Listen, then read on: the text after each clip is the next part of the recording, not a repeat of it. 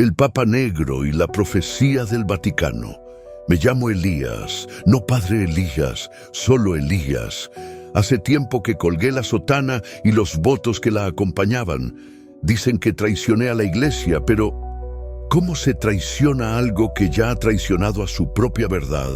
Estoy escondido, no como un criminal, sino como el último testigo cuerdo de una profecía que no debió cumplirse. Y sin embargo, se cumplió.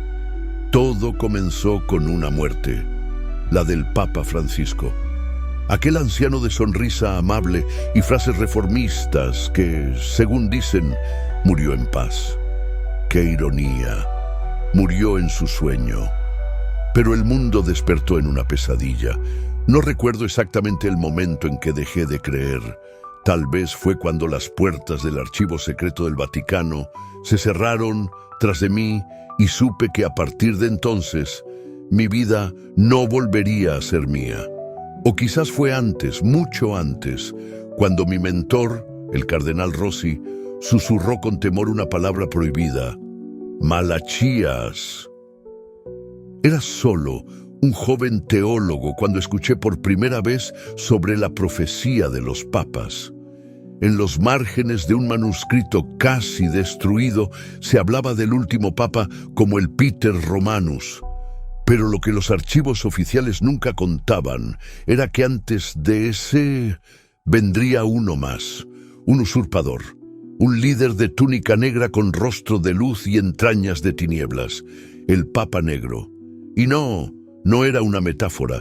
Con los años ascendí entre los pasillos del poder como un monje entre sombras.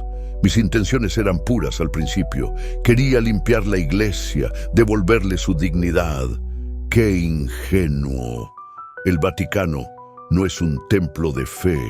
Es un tablero de ajedrez donde Dios y el diablo juegan con piezas humanas.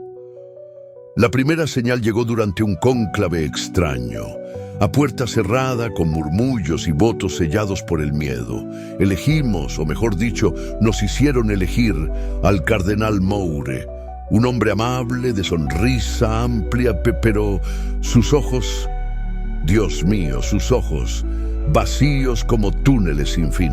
No fue blanco el humo, fue gris oscuro. Una falla técnica, dijeron, pero sentí la presión en el pecho como si el cielo mismo se hubiese encogido. Desde el balcón, su primera bendición fue interrumpida por un cuervo posado sobre la cruz del obelisco, una imagen que ningún canal mostró. Solo nosotros la vimos, solo los que sabíamos. Los primeros días de su papado fueron tranquilos, casi milagrosos.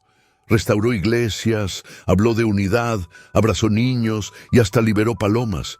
Pero todo era teatro. Yo lo supe cuando me mandaron llamar. Padre Elías, dijo su secretario, una figura pálida que parecía haber sido tallada en mármol frío.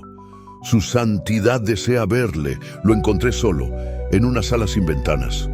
Me miró con una sonrisa que heló mi alma. Tú sabes, ¿verdad?, dijo. No era una pregunta. Asentí. Y ahí empezó todo. Me ofreció algo. Poder, conocimiento, un lugar a su lado como su consejero espiritual. Me mostró libros que no deberían existir, rituales antiguos, pactos sellados con sangre. Supe entonces que este no era un papa. Era un sello. El último antes del juicio, el eco final antes del silencio eterno. Intenté escapar. Dios sabe que lo intenté, pero el Vaticano no deja ir a sus prisioneros tan fácilmente. Recibí una carta de alguien que firmó solo como Lumen. Me citó en las catacumbas. Allí conocí a la hermana Lucía. Todo esto ya fue escrito, dijo ella, colocando en mis manos un documento sellado con cera negra. Pero también hay una salida, si estás dispuesto a pagar el precio. La hermana Lucía no era una mujer común. Decía haber sido testigo de visiones desde niña. Llevaba en el rostro la marca del sufrimiento y en los ojos la firmeza de quien ha conversado con el abismo y ha regresado cuerda apenas. El documento que me entregó era un fragmento perdido del llamado Liber Malachiae. Allí no solo se describía al Papa Negro como el portador del falso evangelio, sino que también hablaba de una puerta espiritual, sellada por siglos, que de abrirse traería consigo la ruina del alma del mundo. Esa puerta ya fue abierta, dijo Lucía, y una lágrima solitaria descendió por su mejilla. Los días siguientes fueron un torbellino de visiones, persecuciones y revelaciones. Me oculté en túneles que no figuraban en ningún mapa. Escuchaba pasos detrás de mí, voces que murmuraban en latín antiguo, cruces que lloraban sangre en las paredes. Un cardenal, cuyo nombre jamás pronunciaré, me confesó con el rostro desencajado: no lo elegimos. Él nos eligió a nosotros. Todo encajaba. Cada gesto, cada símbolo en su escudo papal, cada discurso que parecía inocente escondía un eco oscuro.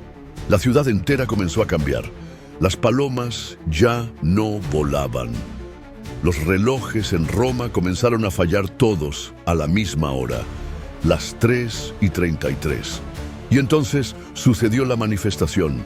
En plena plaza de San Pedro, durante una misa papal, una nube negra descendió como un velo.